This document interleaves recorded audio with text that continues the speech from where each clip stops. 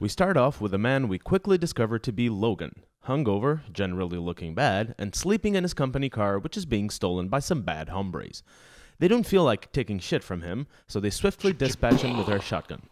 Unfortunately for them, he's a mutant with an adamantium skeleton, so in the end, they take care of him the same way a block of cheddar takes care of a cheese grater. All this while nursing a hangover.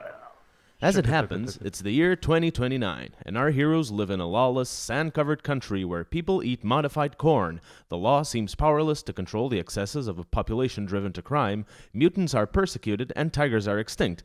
But as far as we can see, there's no sight of the promised Mexican border wall. Logan, conformed to his new way of life, lives in hiding in the middle of nowhere as a limo driver to afford some pills for Professor X, who now suffers from a degenerative brain disease, making him a menace to society. So Logan resorts to alcoholism and self-destructive tendencies, as shown by an old yet effective visual narrative trick called having a beard. Also, as it turns out, he's really sick, rendering him unable to lick his wounds. One day, an adorable mute little girl falls into their lap.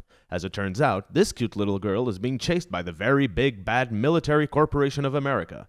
They surround Logan's farm, and as usual in this kind of movies, they make a crucial mistake. They interrupt her while she's eating her cornflakes. So she plows through all the bad guys because, as it turns out, she has the exact same powers as Wolverine. They escape in a short sand-dwelling car chase. The bad guys capture Caliban, while our three heroes contrast the shit out of each other, trying to escape up north to a land where people are free and given equal opportunities. We call that land Canada. So we enter the second act, shifting from a post-apocalyptic western to a cat-and-mouse road movie. On their way up north, they stop at a hotel in Oklahoma City to get some rest. But using mutant sniffer Caliban, the bad guys quickly discover them. They break into their room and are only stopped by a Professor X-induced seizure, which disconnects the controllers from the bad guys at the last minute. Following this, Logan kills them all, and they bolt. Now, this would have been a good way to show that our heroes can't really stop for more than a snack, and that the evil corporation that wants to find and neutralize a weapon of mass destruction who just nearly killed everyone in Oklahoma City are right on their tail.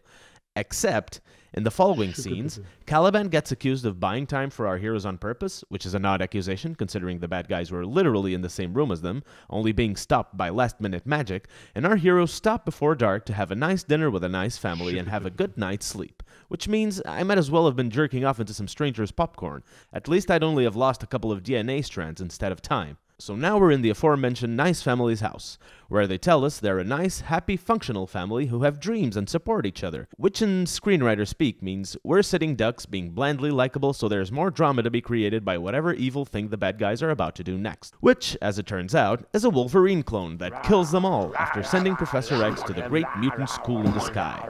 As soon as our heroes cut loose and are again on the run, Professor X's babbling is replaced by Laura suddenly revealing she can speak, thus allowing dialogue to occur, and the now-dead Caliban is replaced by What's-His-Face stumbling upon some coordinates while looking at someone else's photos.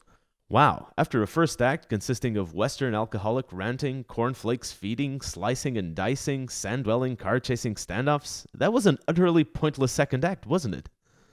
In the third act, they find the rendezvous point, which is full of mutant kids. They sleep through the night and escape through the woods with the bad guys in hot pursuit. With time running out, the evil convoy decides to stop to find a small empty vial of Wolverine curing juice in the middle of the woods. Glad you pointed that out, movie. So they fight, some kids have cool powers, and then Laura finds an adamantium bullet on the ground, next to a gun, and loads it, which is lucky, especially considering that the way things are evolving, by 2029, you'd probably be lucky to find a phone charger compatible with a regular electric socket, let alone an adamantium bullet and matching revolver in the middle of the woods.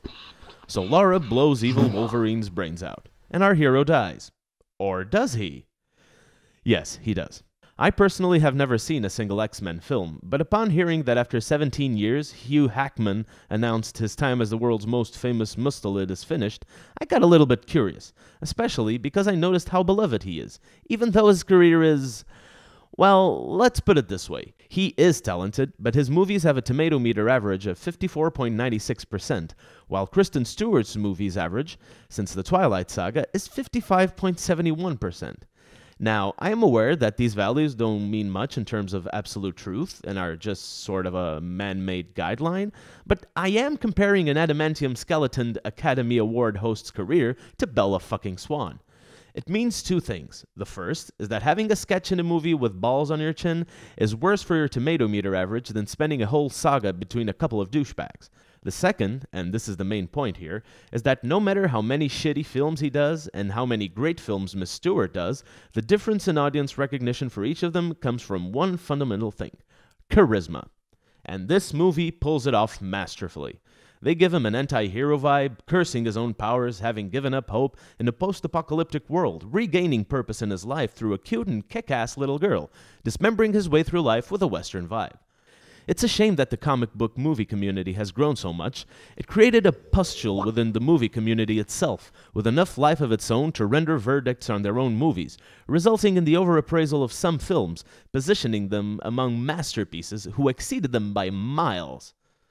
But Logan rightfully cashes in on the rule of cool. And that's what they did right. They put charismatic characters in a charismatic setting, and the runaway element gives us an illusion of plot progression, even when the plot doesn't actually advance.